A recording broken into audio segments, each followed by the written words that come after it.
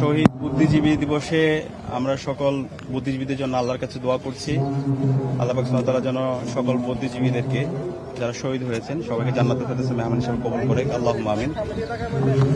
বুদ্ধিজীবীরাই আমাদেরকে সবসময় রাস্তা দেখিয়েছে। মহান মুক্তিযুদ্ধে বুদ্ধিজীবীরা যেভাবে সবাইকে রাস্তা দেখিয়েছে তার উপর ভিত্তি করেই বাংলাদেশের মুক্তিকামী ছাত্র জনতা রাজপথে নেমেছিল এবং সর্বশেষ পাকিস্তানি হানাদার বাহিনী আমাদের বুদ্ধিজীবীদেরকে শহীদ করে আমাদের এই আজাদিকে থামিয়ে দিতে চেয়েছিল, কিন্তু এই আজাদি থামেনি।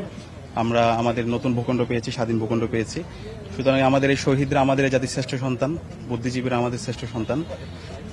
আমাদের স্বাধীন বাংলাদেশে প্রত্যাশা ছিল আমাদের বুদ্ধিজীবীরা যেভাবে আমাদের আজাদির স্বপ্ন দেখতো, নতুন বাংলাদেশের স্বপ্ন দেখতো, ইনসাফের স্বপ্ন দেখতো, স্বাধীন বাংলাদেশে ঠিক সেভাবে যারা বুদ্ধিজীবী হবে তারা সেই লিগাসি মেনটেন করবে। কিন্তু আমরা দেখতে পেয়েছি পরবর্তীতে কিছু বুদ্ধিজীবী তারা ফেসিবাদের পারপাস সার্ভ করেছে। গত 16 বছরে যদি আমরা দেখি, খুনি হাসিনাকে গুম, খুন, আয়নাগর প্রকল্পকে সহযোগিতা করেছিল বুদ্ধিজীবী নামের কিছু তারা, যারা ফেসিবাদের পারপাস সার্ভ করেছে।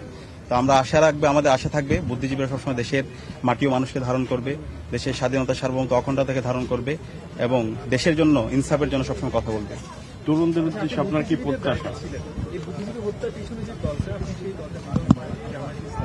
এই জায়গাতে নতুন প্রজন্মের প্রতি কিন্তু আপনার মতো অনুশোচনা আছে এই জামায়াত ইসলামী তখন এই রাজাকার আলবদর আলসাম হয়ে যে এই বুদ্ধিজীবী হত্যার পেছনে কাজ করে। দেখেন, আমি বাংলাদেশ ইসলামী ছাত্র শিবিরের দায়িত্বে আছি। দেশের স্বাধীনতা, সার্বভৌমত্ব, অখণ্ডতার জন্য আমরা সবসময় আপোষহীন। আমাদের এই দেশের যারা মুক্তিযোদ্ধারা আছে, আমাদের যারা শহীদরা আছে, তারা হচ্ছে জাতির শ্রেষ্ঠ সন্তান। মহান মুক্তিযুদ্ধের মাধ্যমে আমরা স্বাধীন ভূখণ্ড পেয়েছি এবং এই 24-এর মাধ্যমে আমরা দিল্লির আজাদি থেকে আমরা মুক্তি পেয়েছি। সুতরাং এই বাংলাদেশের রাজনীতি করতে হবে, বাংলাদেশকে ধারণ করতে হবে। বাংলাদেশপন্থী যারা আছে তারা এই বাংলাদেশের রাজনীতি করবে এবং এই স্বাধীন বাংলাদেশে আমরা সবাইকে নিয়ে একসাথে, বাংলাদেশপন্থী আমরা যারা আছি সবাই একসাথে আমরা স্বাধীন বাংলাদেশ বিনির্মাণ করব। ধন্যবাদ।